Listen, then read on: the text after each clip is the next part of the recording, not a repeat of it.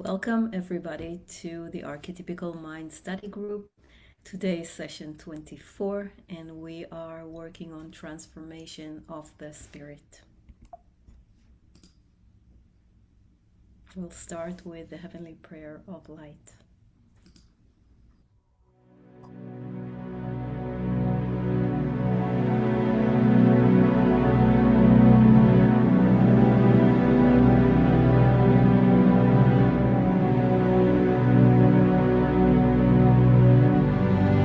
Love before me, love behind me, love at my left, love at my right, love above me, love below me, love in me, love in my surroundings, love to all, love to the universe. Peace before me, peace behind me, peace at my left, peace at my right, peace above me, peace below me, peace in me, peace in my surroundings, peace to all, peace to the universe. Light before me, light behind me, light at my left, light at my right, light above me, light below me, light in me, light in my surroundings, light to all, light to the universe.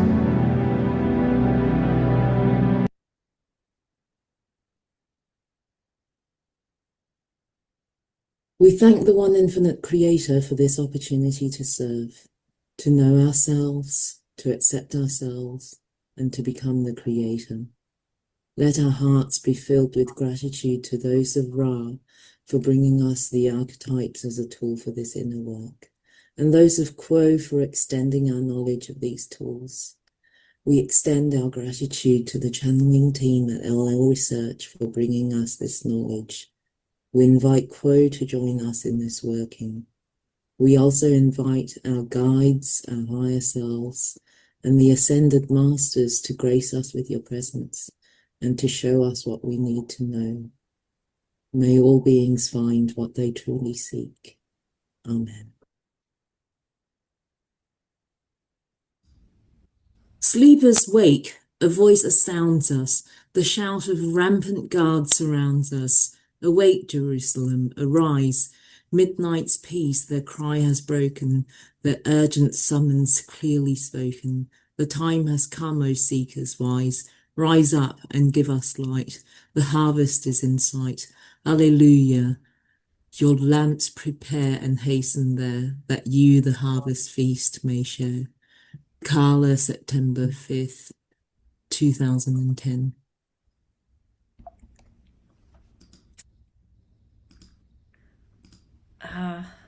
Hold on. Sorry about that. One meets the self in the center or deeps of the being. The so-called resonating chamber may be likened unto the symbology of the burial and resurrection of the body, wherein the entity dies to self, and through this confrontation of apparent loss and realization of essential gain, is transmuted into a new and risen being. Questioner. Then for the 20th archetype, I'm guessing that this is the transformation of the spirit, possibly analogous to the sixth density merging of the paths. Is this in any way correct? I am Ra, no. Questioner. Sorry about that. Can you tell me what the 20th archetype would be? Ra, I am Ra. That which you call the sarcophagus in your system may be seen to be the material world, if you will. This material world is transformed by the spirit into that which is infinite and eternal. The infinity of the spirit is an even greater realization than the infinity of consciousness, or consciousness which has been disciplined by will, and faith is that consciousness which may contact intelligent infinity directly. There are many things which fall away in the many, many steps of adepthood. We of Ra still walk these steps and praise the one infinite creator at each transformation. I am Kuo. This is indeed the mystery, my sister, for within the third density illusion, each seeker of what you call the truth places itself in a position of receptivity to that truth by the intensity of the seeking, the strength of faith and will, so that at some point within the cycle of incarnations, it is possible for such a seeker to not only discover that which it seeks, but to become that which it seeks. Thus is the meaning of the resurrection within third density. The seeker builds with mortal hands a manifested life that may be constructed in such a fashion in metaphysical terms that known as love may move through the being in such a pure fashion as to shine as that which it is, the pure and virgin consciousness of the one Creator, moving to gain the experience of the creation which it has made of itself, and doing this within the life pattern of incarnate third density beings who have prepared this place within their life patterns, and thus not only receive that which was sought, but become that which was sought. The moment upon which any being consciously decides to seek the path of enlightenment may be referred to as a moment of resurrection. As this day is an observance of a physical resurrection, allow yourself to realize that which the one known as Jesus performed upon this day was only a sign, shall we say. He performed upon the physical plane a feat which was considered to be impossible. The enlightenment which was obtained by those who were aware of his action was indeed of great benefit. Yet it was but a representation upon the physical plane of what was taking place on the spiritual level. This was a moment, my friends, in which many truly decided to begin to seek and follow that path of enlightenment, that teaching of Christ. It was indeed the day of resurrection. Yet each and every day is, shall we say, a replay of that resurrection. For each and every day, more and more of your peoples begin their search in all honesty and with pure dedication to seek Christ, to seek love, to seek fulfillment, to seek the Creator. Those who chose this shall indeed find that which they seek. Those within this room have a reason.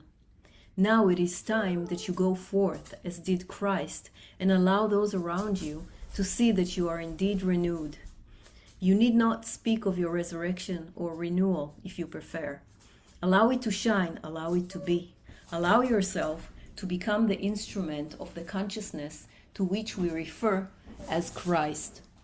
Open your inner being that you may receive and transmit clearly the love and light of Christ and of our Father, the Creator. You are the channels for the energies which are needed.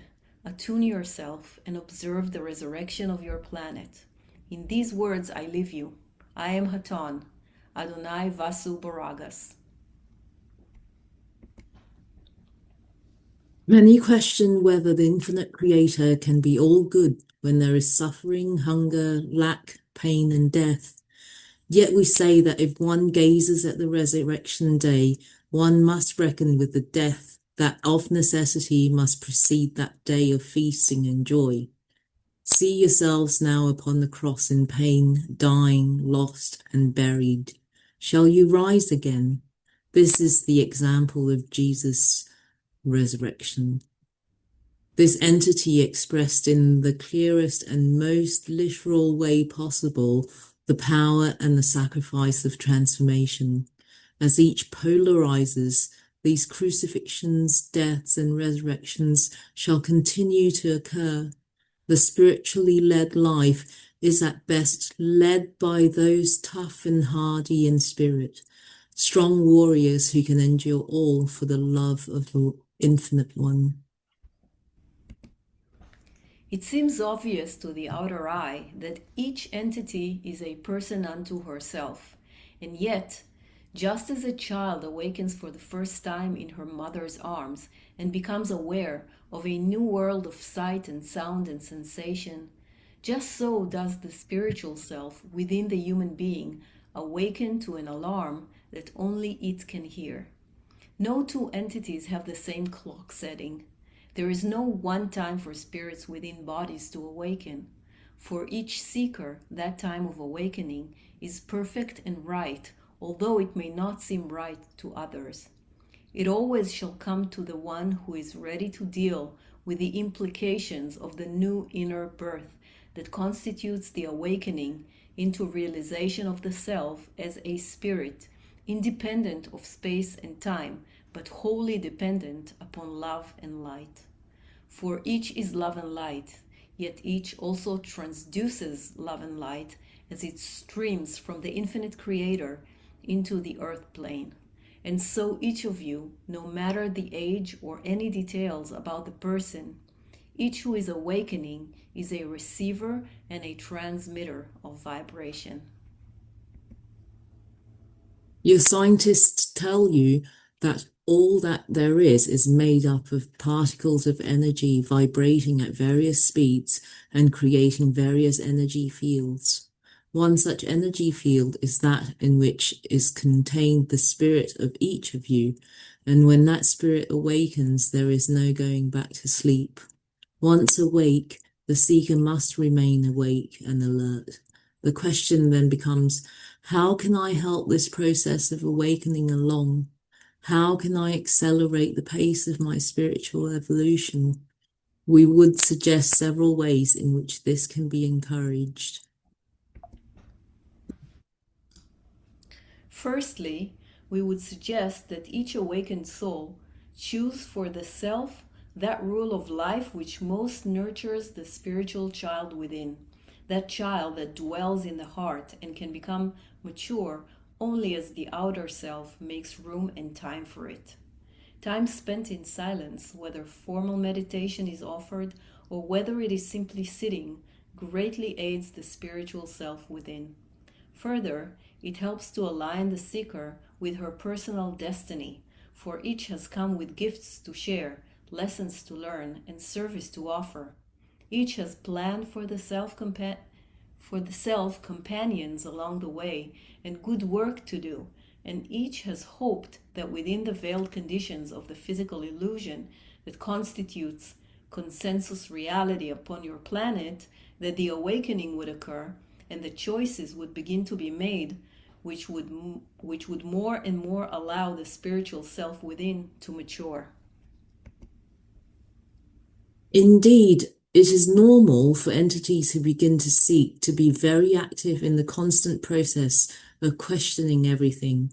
In spiritual seeking, the first thing an entity must do is tear down a good deal of misconception that has limited his growth without his even knowing it. As an entity begins to awaken, he discovers many things that did not occur to him before because he is not ready for those concepts. It is an exciting time, and it is an important time for entities, that beginning, that waking up, and it is to be encouraged. Then there is a longer period in which, as you say, there are fewer and fewer questions, but you continue having questions, and it almost seems as though you finish one layer of questions only to find a deeper layer of questions. And then, my brother, finally, as one continues to seek, one reaches a level where there is a great appreciation for the information that is within the silence, and the tendency is to be hungry, not so much for words, which are the creation of humankind, but for the concepts that are full of the mystery of the one Creator, that can be communicated from heart to heart, rather than from mind to mind. We may affirm that for each seeker there are truly two levels of seeking. One is that which you have described as the conscious seeking during the incarnation.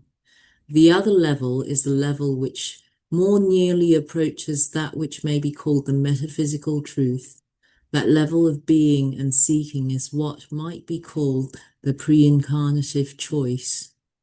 The entity before incarnating, having made contact with the higher self, and with the aid of those guides and presences which have been called to the entity in service, sets out a plan for the incarnation, a blueprint, shall we say. We, for want of a better term, shall call this plan the pursuit of truth, and it is set forth in clear terms, yet with general guidelines for accomplishment. Then, during the incarnation, as the entity begins to awaken to its pre-incarnatively chosen plan, glimpses of this plan will become apparent as the entity indeed pursues that plan, both upon an unconscious and upon a conscious level. Whether the pursuit of the plan is unconscious or conscious, it is imperfectly perceived. Of course, as the journey of the seeker becomes more and more a conscious portion of the incarnation, the perception becomes clearer. Yet, in our previous response, we intended to state that no matter how clearly the conscious mind is able to perceive the plan for the incarnation, it is the nature of your illusion that such a plan is never purely perceived. It is not clearly delineated for the conscious mind, but through the unconscious sets a tone and, shall we say, haunts rather than explicate itself. This choosing and polarization process, as it is reflected in your mundane world, is seen as that which is traumatic, for much of progress within your third density illusion is the product of that which you call trauma. It is often the case that those who have been for a great period of time slumbering or nearing the wakeful period of their seeking will be nudged into greater polarity of seeking and consciousness of the process by that means of resolving the difficulty of, as you would say, dealing with the traumas that are increasingly a part of each entity's incarnation. If your illusion was less, shall we say, encumbered with the veils of forgetting, there would not be the necessity for the loud and long ringing alarm to awaken those that wish to be awakened. However, this same nature of intensive veiling also allows greater progress in the spiritual journey, for each step is far more valuable and carries a great deal more weight within the total beingness, as each step is taken with less surety and the need for greater will and faith to continue and even to begin this conscious journey of seeking. Well, it is called a spiritual path, for there is indeed a journey that begins when a seeker awakens from the dream of earth to realize how very much deeper and wider and richer the creation is than he was taught by his culture. It is as though an alarm has gone off and he starts from his slumbers. It's a rude awakening sometimes, and once awakened, the seeker cannot go back to sleep. This is a great blessing, yet there are times when it does not seem so. What some call enlightenment and what others call becoming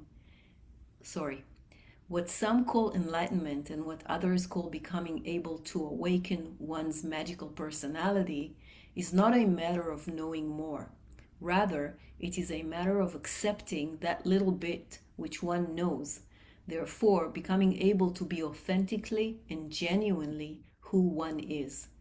This is your search and this is your gift, to find yourself and to celebrate yourself. The birth and the death have much in common, that is transformation. These transformations are painful, and a mother will tell you of the pain of birth, and we have no need to tell you of the pain preceding dying. However, the moment of birth and death is always, when it is healthy, joyous. When it is hindered, it is not joyous. Therefore, if you sense a transformation, hinder it not and allow the joy of transformation to be experienced as is natural. First the pain that precedes, then the joy of the moment, and then much rejoicing at that which is near. There are stages of maturity, spiritually speaking. Each stage involves transformation and initiation. The unhindered will still have pain. When change is resisted or muddied by worry, the process can become quite unnecessarily painful. We urge each of you to minister to each other and to love each other and to let love abound and grow and take root wherever it may. We encourage each relationship, encourage each newfound realization, and we encourage careful attention to and analysis of emotional and spiritual pain. For the powers of transformation are great and the rewards are enormous. Nevertheless, transformations occur well to those with courage and a great sense of love. One may look at that called depression and see that the potential for its opposite is being created. For one to be in despair, to be pressed down by the weight of one's own fears, is an action which has as its balance the transformation of the fear and the self, so that there shall be a rising up in joy and faith. The greater the pressing down, the greater the potential for the rising up. This is a great transformative experience for any to attempt. Yet remember, my sister and my friends, that within your illusion, truth is still the truth. The one Creator exists within each moment and being in full at all times. And this entity, which now moves through the moment of the illusion of depression, shall present to itself the opportunity to move into a moment in which it is fully realized that the one Creator has always been present, is present now, and shall always be present. And the rising up in joyful thanksgiving for this knowing is that which awaits the one which has pressed itself down with its own fears, that it is alone and is not enough to meet the occasion which it feels must be met. Okay, we're going to move to meditation. Take a deep breath in. Hold. Exhale. Hold. Deep breath in. Hold. Exhale. Hold. Deep breath in. Hold. Exhale. Hold. And relax.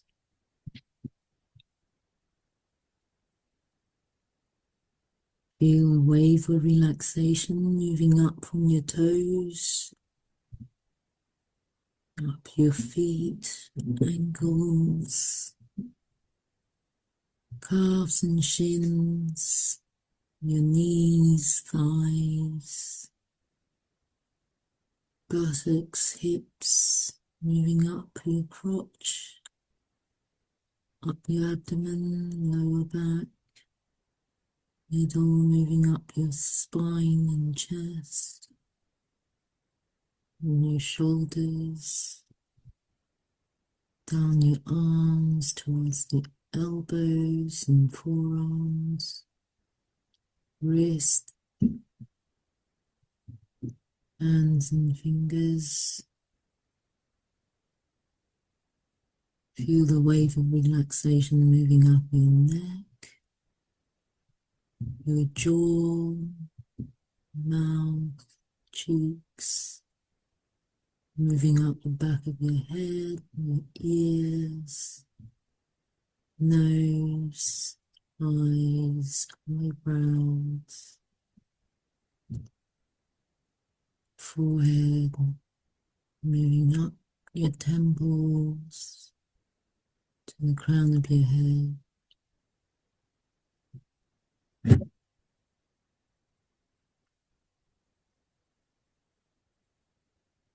Feeling the light of the one infinite Creator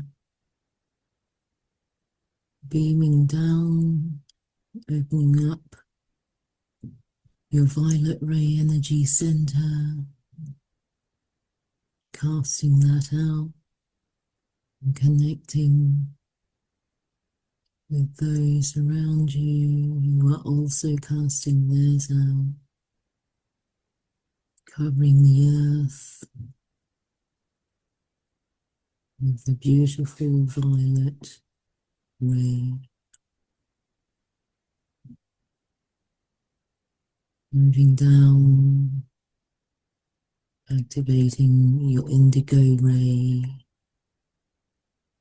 radiating out, joining with all the others, covering the earth with this indigo ray,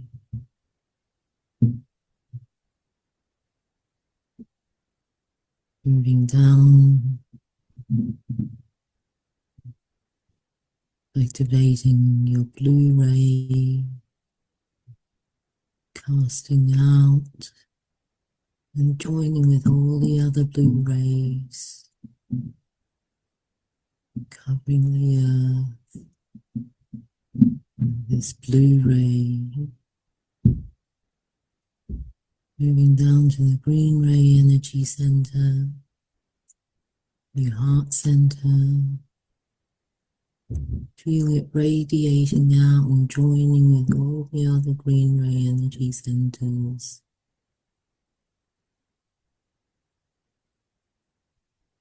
And covering the entire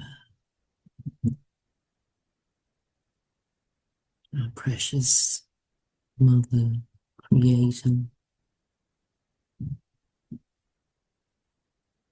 Moving down to the yellow ray energy center, radiating out and joining with all the other yellow ray energy centers,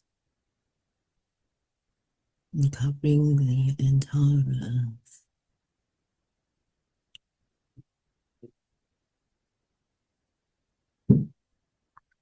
Moving down to the orange ray energy center, casting that orange ray out, radiating out and joining with all the other orange ray energy centers, forming a film, a mystic film all around the earth. Moving down to the red ray energy center, activating, casting out that red ray energy and joining with all the other red ray energy centers, forming a network all around the earth.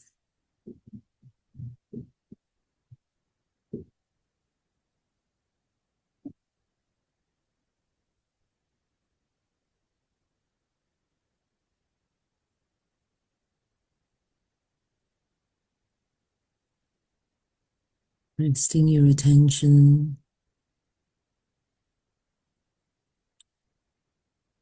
in the middle of your green ray energy center. Bring your attention as deep as you can, into as small an area as you can. Moving your attention deeper and deeper into that area.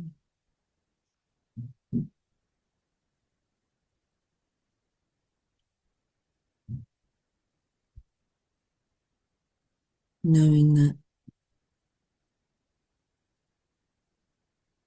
it is the seed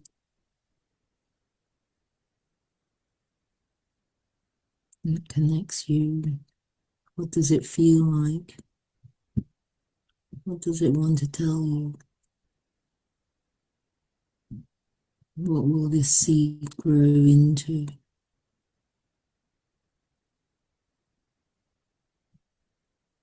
What is it waiting for?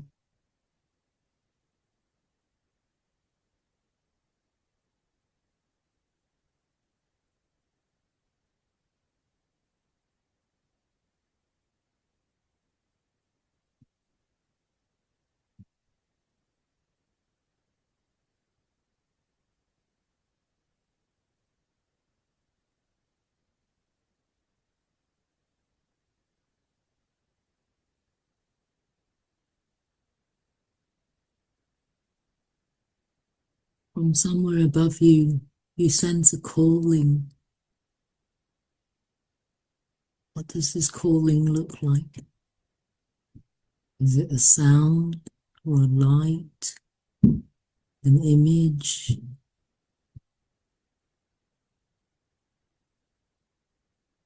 Is it some kind of gesture calling to you?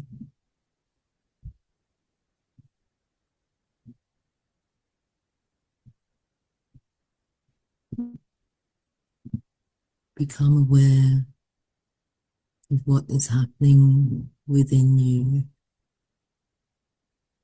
Do you want to answer this calling, or would you rather not?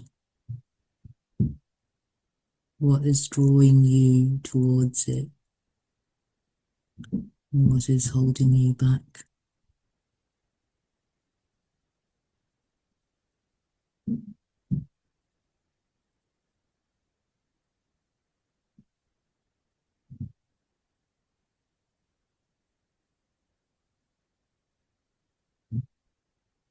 Become aware of this seed, this tiny seed within your green ray energy center. How is it responding to the calling?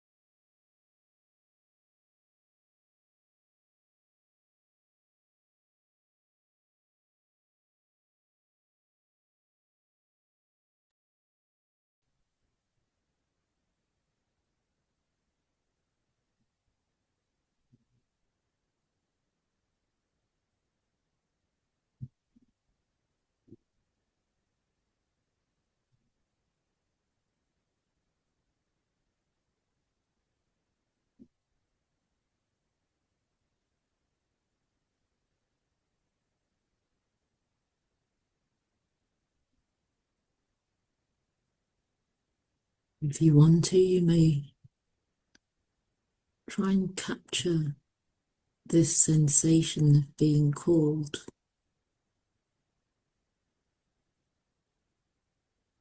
And hold it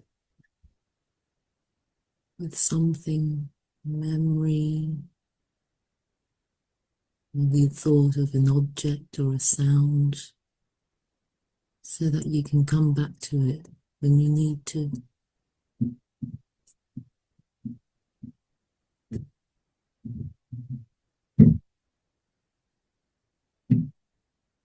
Feel yourself opening up to the energies of the earth, with beautiful obsidian light moving up from the depths, the center of the earth, activating your red ray energy center, radiating out, covering the earth, activating the orange ray energy center, radiating out and covering the earth, activating the yellow ray energy center, radiating out and covering the earth, activating the green ray energy center, radiating out and covering the earth, activating the blue ray energy center and radiating out, joining and covering the earth, activating the indigo ray energy center, radiating out and covering the earth, activating the violet ray energy center and radiating out, covering the earth.